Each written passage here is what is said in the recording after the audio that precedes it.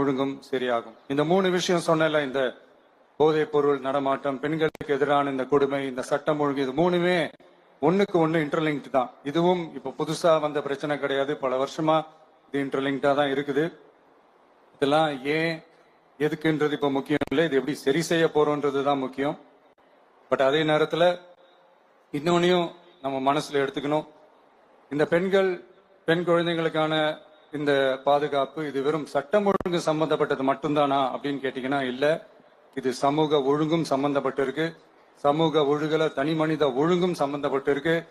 தனி மனிதன் ஒழுங்கா இருந்தாலே அந்த சமூகம் தன்னால மாறும். ஒரு கட்டுப்பாட்டோட ஒரு பொறுப்பா இருந்தாலே இது மாதிரி பல பிரச்சனைகளை நம்ம கண்ட்ரோல் பண்ணலாம். படிக்கிற இடத்துல, வேலைக்கு போற இடத்துல, டிராவல் டைம்ல, டெய்லி லைஃப்ல. சிங்கப்பெண் இனாகிரேஷன் ஃபங்க்ஷனில் தான் நம்முடைய முதல்வர் பெண்கள் பாதுகாக்கப்படணும்னு இவ்வளோ உணர்ச்சி பூர்வமாக பேசியிருக்காரு. இந்த வீடியோ உங்களுக்கு பிடிச்சிருந்தா இதை பற்றின கமெண்ட்டை நம்மளோட சேனலில் போடுங்க கமெண்ட் பாக்ஸில். இந்த சேனலில் ரெகுலராக பொலிட்டிக்கல் அப்டேட்ஸுகளையும் விஜய் அவர்களை பற்றின அப்டேட்ஸுகளும் நிறைய அப்லோட் பண்ணிகிட்டு இருக்கிறோம். இந்த